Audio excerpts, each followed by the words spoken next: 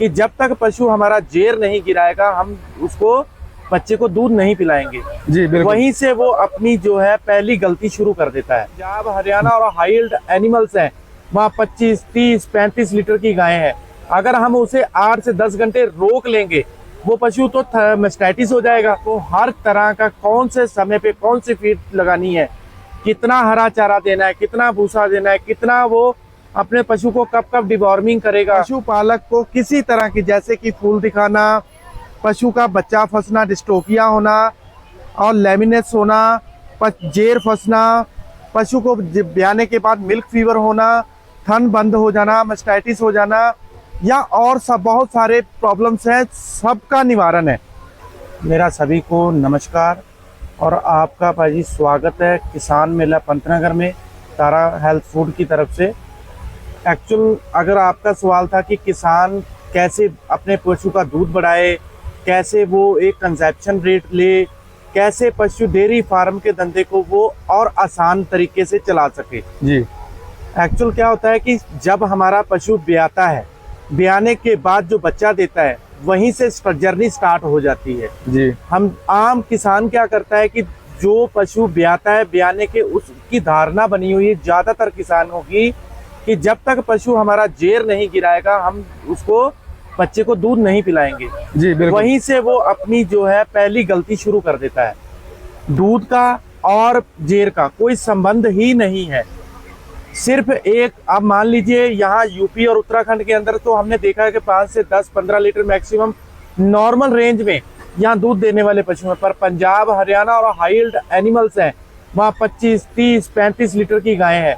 अगर हम उसे 8 से 10 घंटे रोक लेंगे वो पशु तो मैस्टाइटिस हो जाएगा, वो पशु बैठ ही नहीं पाएगा। इस धारणा को तोड़िए और अपने पशु, जो बच्चा है आपका, पशु ने बच्चे को जन्म दिया है, उसे आधे घंटे से 1 घंटे के अंदर माँ का पहला गाढ़ा दूध पिलाइए। उससे बेनिफिट क्या होते हैं कि उसके अंदर के जो ह्यूमन के पपीलाज हैं वो और एक्टिव होते हैं और पशु की ग्रोथ करने में सहायक होते हैं। दूसरा, पशुपालन डिवॉर्मिंग की तरफ ध्यान नहीं देता। ये सारा मैनेजमेंट का पार्ट है। डिवॉर्मिंग नहीं करना या अपने पशु के अंदर एक पक्के फर्श पे बांधना, पशु खुला नहीं रखना, लैमिनेस का शिकार हो जाता है पशु, उसके खुर बढ़ जाते हैं, खुर की ट्रिमिंग नहीं कर पाता है पशुपालक, उसको पता नहीं ये कैसे होगा। हम लोगों ने, तारा ने स्पेशली ये चीज़ें किसानों के बीच में जाके पिछले 6-7 महीने से किया कि पशुपालक के घर जाकर उसे अवेयर किया। हमारी पूरी टीम एक ट्रेन टीम है जो कि हर एरिया को अलग अलग देख रहे हैं। वहाँ पे घर घर जाके पशुपालक को हर तरह का कौन से समय पे कौन सी फीड लगानी है, कितना हरा चारा देना है, कितना भूसा देना है, कितना वो अपने पशु को कब कब डिवॉर्मिंग करेगा, क्या क्या रिक्वायरमेंट्स है।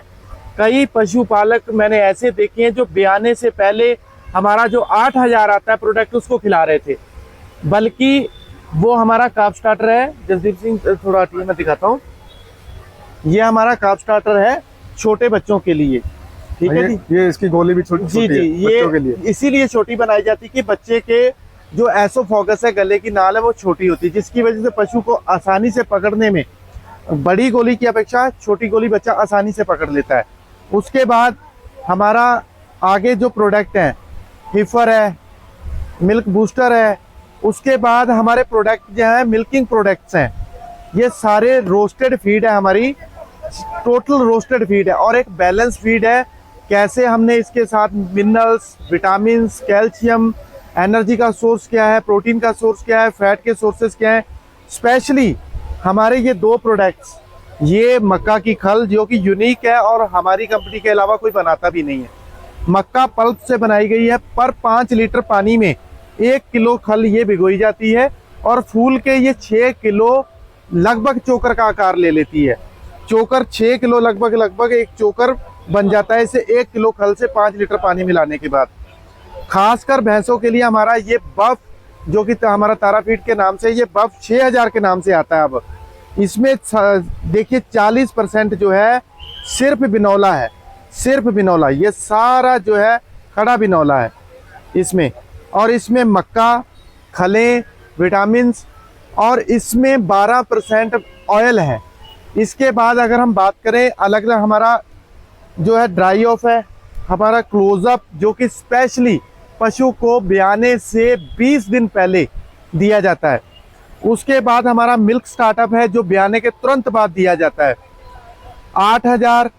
8,000 एनर्जी प्लस और हमारा अमोल 8,000, हर तरह के प्रोडक्ट्स हैं। पशुपालक को किसी तरह की, जैसे कि फूल दिखाना, पशु का बच्चा फंसना, डिस्ट्रोफिया होना और लेमिनेस होना, जेर फंसना, पशु को ब्याने के बाद मिल्क फीवर होना, थन बंद हो जाना, मास्टाइटिस हो जाना, या और सब बहुत सारे प्रॉब्लम्स हैं, सबका निवारण है। हमारे हेल्पलाइन नंबर पर एक बार कॉल कीजिए हमसे। हमारे किसी भी जो एरिया में हमारे एरिया सेल्स मैनेजर है उनके हम कॉन्टैक्ट नंबर फ्लैश करेंगे। आप हमसे एक बार कॉन्टैक्ट कीजिए, हमें एक मौका दीजिए, एक बार ट्रायल कीजिए कि हमारे प्रोडक्ट में, कई लोगों की धारणा बनी हुई है साहब पशु एनिमल्स जो है वो हमारा रुकता नहीं है। मैं उसके बारे में भी एक अलग से वीडियो बना के पाजी के थ्रू हम डालेंगे। उसे कंजप्शन रेट पे क्यों नहीं आता, आखिर पशु गाय ही इतना रिपीटर क्यों होती है, भैंस क्यों नहीं। किसी को ब्रीड के बारे में अभी उतनी नॉलेज नहीं है कि ब्रीड कैसे तैयार होती है। अगर सीमन है या यूएलडीपी के भी अच्छे अच्छे सीमन है, एबीएस के सीमन है, पंजाब के बहुत अच्छे अच्छे बुल हैं जिनके सीमन अवेलेबल है यहाँ पे, पर लोगों को ये नहीं पता कि हमें कहाँ से मिलेंगे, कौन सा सीमन किस गाय में लगना है और किसका सीमन किस गाय में नहीं लगना है, ये भी लोगों को नहीं पता है। बाकी हमें एक मौका दीजिए। हमारे हेल्पलाइन हमारा 3 दिन से 4 दिन तक अभी इंस्टॉल पंतनगर में लगा हुआ है। किसान भाई यहाँ इंस्टॉल पे विजिट करें, हर तरह की समस्या का निवारण है फ्री ऑफ कॉस्ट। हम कोई कॉस्ट नहीं ले रहे। किसी के डेयरी संबंधित, किसी ने हमारे से स्ट्रक्चर डलवाना है, किसी ने डेयरी के ऊपर अपना पूरा लेआउट तैयार करवाना है, एनिमल्स की ब्रीड कौन सी लें, कब कब, एक पूरा लेआउट तैयार करके हम उनको देंगे। दूसरा, आप 3 दिन हमारी इंस्टॉल पे आइए, 3 दिन यहाँ पे हैं। उसके बाद अगर हमारी ज़रूरत है तो हमारे हेल्पलाइन नंबर पे बोलिए। मैं आपको वीडियो में भी अपना नंबर बोल देता हूँ। मैं 8057874444 नंबर पर आप कांटेक्ट कर सकते हैं। अच्छा, मेरे कुछ मेरे सवाल थे। मैंने कई नहीं, बहुत बार देखा है कि सिर्फ एक ही क्या करते हैं कि एक ही फीड का कट्टा उठा लेते हैं, पता नहीं वो कौन सी होती है कौन सी नहीं, पूरे साल पशु को वही देते हैं। उसके अलावा पता नहीं होता उसमें क्या डला है क्या नहीं है, वो कब देनी है कब नहीं देनी, इससे कोई मतलब नहीं है। सिर्फ एक दुकानदार से पूछा भैया कितने का ये प्रोडक्ट है, जो सस्ता दिखा वो उठा लाए और उसी को डालते रहे। मतलब कोई इतना अवेयर नहीं है इसकी तरफ कि कौन सी हमें फीड पशु को कब देनी है कब नहीं देनी है। ऐसा बहुत होता है। और फिर हम एक उसकी दूसरी तरफ ये देखते रहते हैं कि हमारा पशु दूध भी अच्छा दे, वो दूध की क्वालिटी भी अच्छी हो, फैट अच्छी है, उसका रेट भी अच्छा मिले। तो ये थोड़ी चीज़ें ये भी समझाइए। जी भाजी, मैं आपका सवाल बड़ा शॉर्ट में समझ गया। एक्चुअल आपका मेनली सवाल ये है कि एक ही बैग पूरा साल, यानी पूरे साल का मतलब है चाहे वो ब्याने वाला है, चाहे वो दूध दे रहा है, चाहे ड्राई पीरियड में है, चाहे वो फ्रेश पीरियड में है, एक ही कट्टा उठा के ले आता है। दुकानदार उसे बताने की स्थिति में ही नहीं होता कि आपका, ना तो ज़्यादा दुकानदार किसी पशुपालक से पूछता है कि आपका पशु दूध दे रहा है। अगला कहता है जी मैं एक दूध वाला कट्टा दे दो जी। वो जो उसके पास अवेलेबल होगा, जिसमें उसको ज़्यादा मार्जिन मिलेगा, वो कट्टा पकड़ा देता है जी। लेकिन खासकर आप ताराफीड के डीलर्स के पास जाइएगा, सबसे पहले आपसे यही पूछा जाएगा कि आपके पशु ब्याने वाले हैं, आपके पशु ड्राई हैं, आपके पशु दूध दे रहे हैं, तो कितना दे रहे हैं। क्योंकि यहाँ पे हमारे पास प्रोडक्ट हैं 8,000 है, 5,000 है, 10,000 है। इसका मीनिंग है, मैं आपको आज मीनिंग बताता हूँ। शायद मैंने ये भी देखा है कि कई कंपनियों के यहाँ पे फील्ड के अंदर एसओज या उनके मैनेजर्स यहाँ तक नहीं पता है कि 8,000 क्या है, 5,000 क्या है। दरअसल साल भर में 365 दिन होते हैं, 60 दिन ड्राई पीरियड के होते हैं और 305 दिन का एक लैक्टेशन यानी एक ब्यात माना जाता है। इन 305 दिनों में जो पशु 8,000 लीटर दूध देने की क्षमता रखता है, उस पशु को 8,000 रेकमेंड किया जाता है। जो पशु 5,000 या 6,000 के बीच में दूध देने की क्षमता रखता है या उसकी ब्रीड है, वो उसको 5,000 रेकमेंड किया जाता है। जो पशु हमारे 40 लीटर यानी कि 10,000 लीटर दूध एक लैक्टेशन 305 दिन में देने की क्षमता रखते हैं, या उनकी ब्रीड है उन्हें 10 यार दिया जाता है। यहीं पर हम लोगों से अलग हो जाते हैं, दूसरी कंपनियों से हम अलग हो जाते हैं। सबसे पहले हमारा जो एरिया सेल्स मैनेजर, हमारे सीनियर मैनेजर या हमारी टीम है, जहाँ पे भी जाती है लोगों के घर पे जाके इसी बात की अवेयरनेस देते हैं हम कि काफ, आपके काफ को अडल्ट कैसे किया जाएगा। काफ टू अडल्ट, बच्चे से लेके गाय बनने के सफर के बीच में आपको कौन कौन से चीज़ों का सामना करना पड़ेगा, कब कब डिवॉर्मिंग करनी है, कौन सा फीड किस समय देना है। उसके बाद ड्राई पीरियड में हमारा क्लोजअप है, ब्याने के बाद हमारा मिल्क स्टार्टअप है, और उसके बाद दूध के हिसाब से हमारा 8,000, 5,000 और 10,000, 10,000, 12,000 भी है हमारे पास। भैंसों के लिए स्पेशल बफ प्लस 6,000 इसलिए तैयार किया गया था कि भैंस को ज़्यादा फैट की रिक्वायरमेंट होती है, हम भैंस का दूध गाढ़ा होता है। तो मैं अभी अभी यहाँ पर आपको रोक रहा हूँ, यहाँ पर गाय और भैंस के लिए दोनों के लिए अलग अलग फीड रहेगी। स्पेशली वैसे कोई कॉमन है, पर कुछ जगह पे जाके एक बफ के नाम से स्पेशली उसमें फैट ज़्यादा होती है जी। ठीक है जी। मेनली जैसे हमारा ये प्रोडक्ट है, इसमें देखिए आप बिनोला जो है फैट का सोर्स है, इसमें 40% आपको खड़ा बिनोला मिलेगा। और आप ये देखिए इसके नज़दीक कैमरा जूम करके देखिए कि आपको यहाँ पे मक्का 20% सामने, खले सामने दिखेंगी। ऐसे ही पशु की time to time requirement change होती है। हम फेस फीडिंग करते हैं। फेस फीडिंग मीन्स होता है सामने जिस तरह का पशु है उसी तरह की फीड हम रेकमेंड करते हैं।